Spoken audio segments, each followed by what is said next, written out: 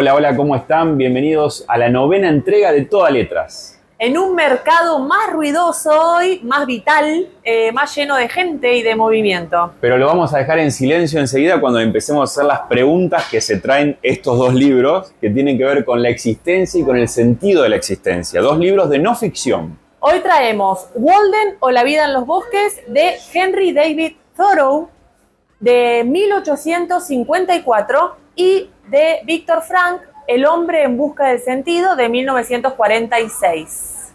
Qué impecable la mnemotecnia de nombres y años. Pero tirate el dato germanesco. Sí, hay 92 años de diferencia entre una publicación y la otra, esta la más viejita, y además 7.000 kilómetros de distancia entre el lugar de un escritor y del otro. Dato para germanesco. Que se ubiquen. Bueno. Me llena siempre de esos datos. Bueno, es importante ubicarse. Sí. Bueno. Dos libros que, como decíamos, como lo dijo Germán, van por el lado del sentido y generan una pregunta. Sí, decíamos que por lo general hay pocas cosas más peligrosas que una pregunta, ¿no? Pero sobre todo si la pregunta va por esto del sentido. ¿Tiene un sentido la existencia? Ese sentido hay que buscarlo, es individual, se genera colectivamente, es difícil.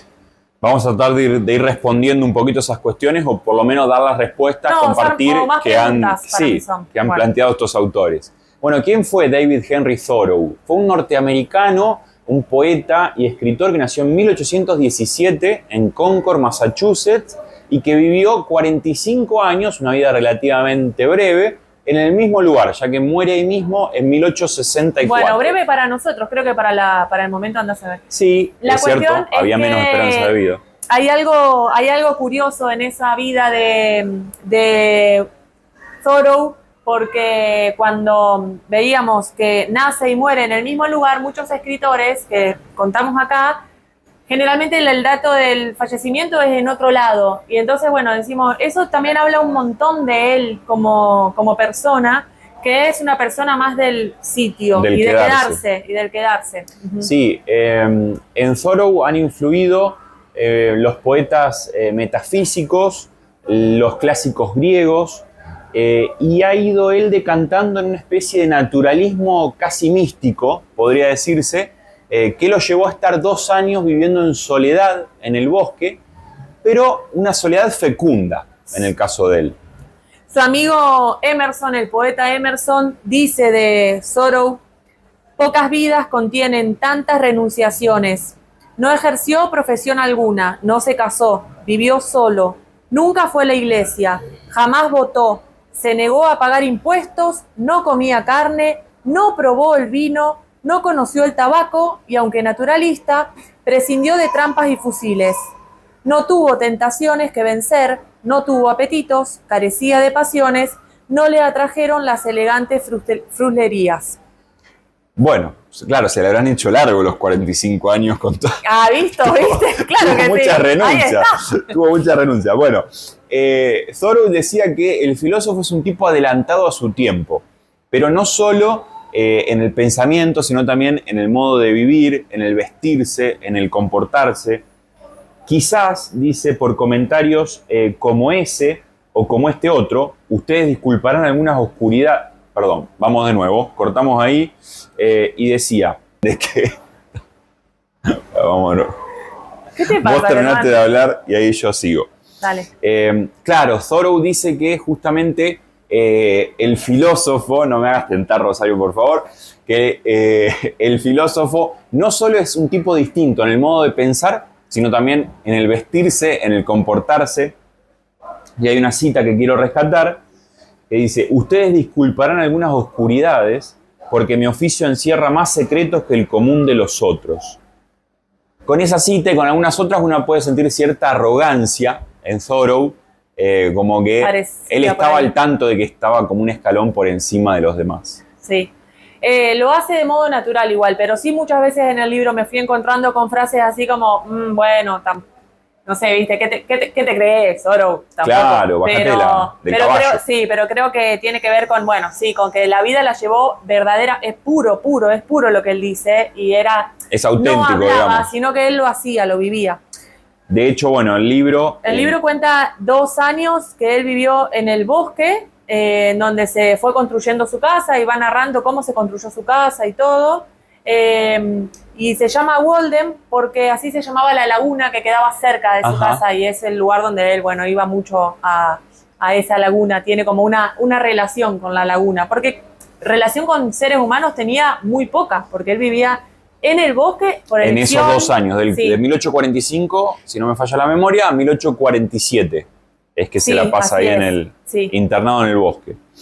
Bueno, el primer capítulo se llama Economía y es un poco introductorio, va a presentar el desarrollo del libro.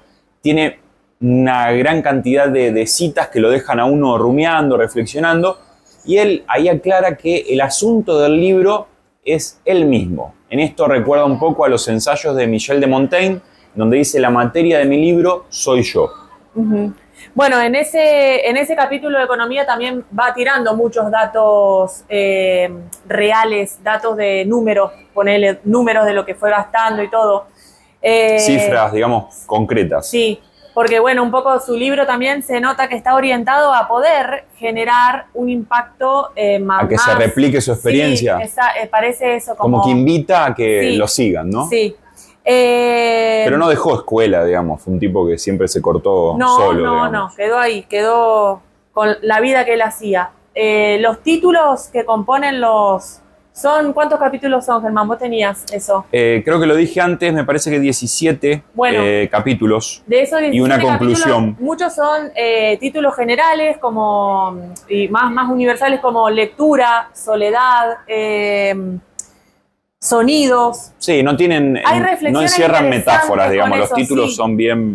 Pero hay otros tipos de títulos que tienen que ver con la vida ordinaria de él ahí, como el campo de porotos. Y sí, en esa parte, yo te voy a ser sincera, se me hizo un poco bueno, vos sos una lectora perezosa. No, se me hizo un poco densa la lectura, pero en el sentido de que hay mucha relación, mucha descripción de una vida muy alejada del siglo XIX, y muy alejada, aparte incluso en esto de vivir en sociedad, porque hasta el mismo Thoreau no vivía en sociedad. Entonces...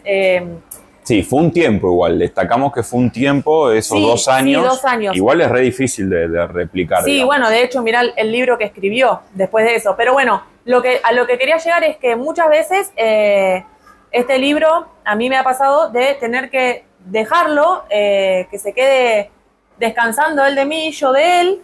Y bueno, y después se retoma, porque de todas maneras nunca deja de haber esos flechazos así de frases muy profundas y que, bueno, que se llevan a todas las vidas. Bueno, cerramos acá con Walden y pasamos a El hombre en busca del sentido, de Viktor Frankl. Frankl fue un austríaco, el tipo viene de la psiquiatría, de la medicina y de la neurología.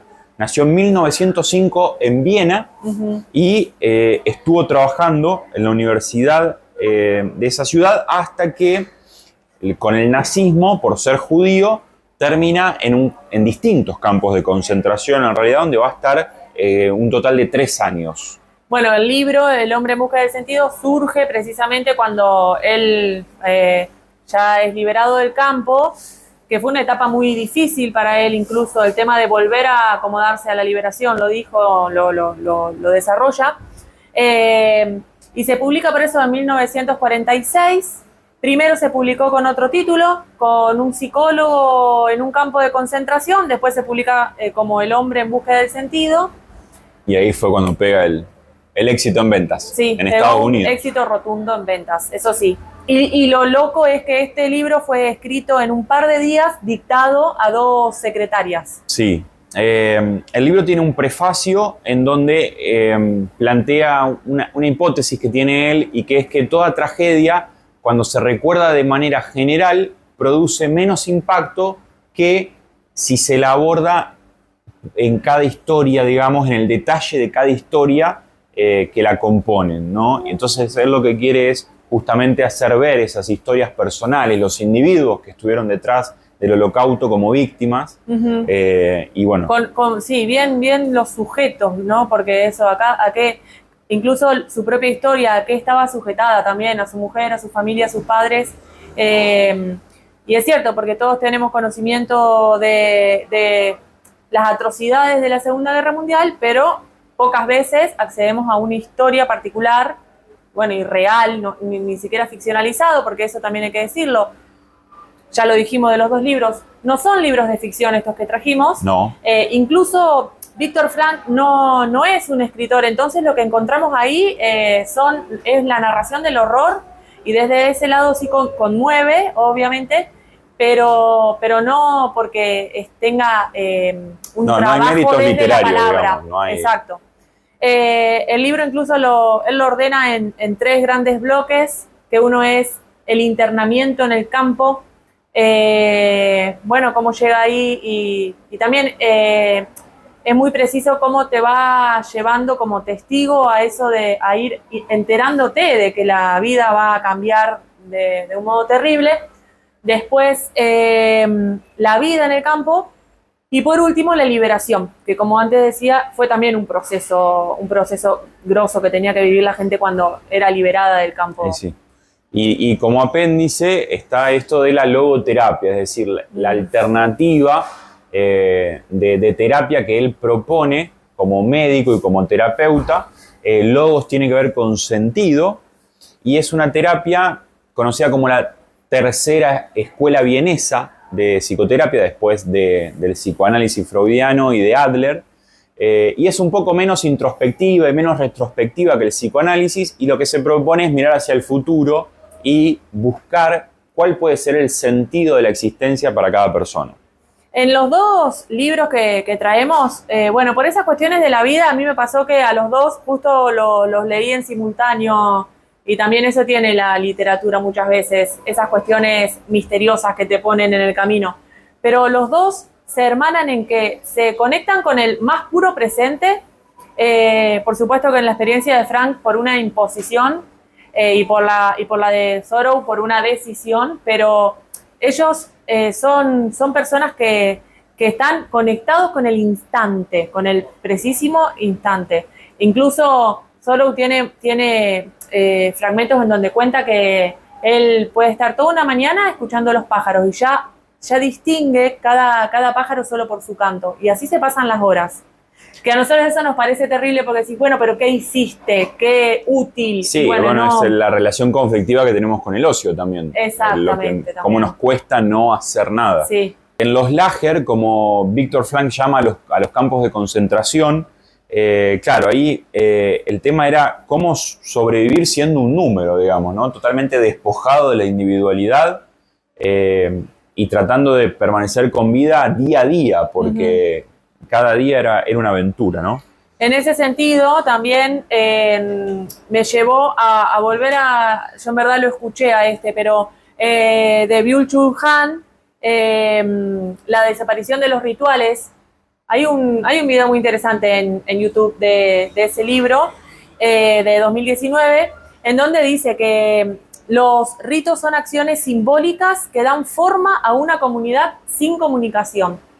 Y bueno, y compara como el hecho de que ahora sí estamos en la era de la comunicación, pero en realidad es todo una llegada de info y nada más. Y que ahí cómo se ve en los campos de concentración, que la palabra es simplemente usada para órdenes y para ejecutar.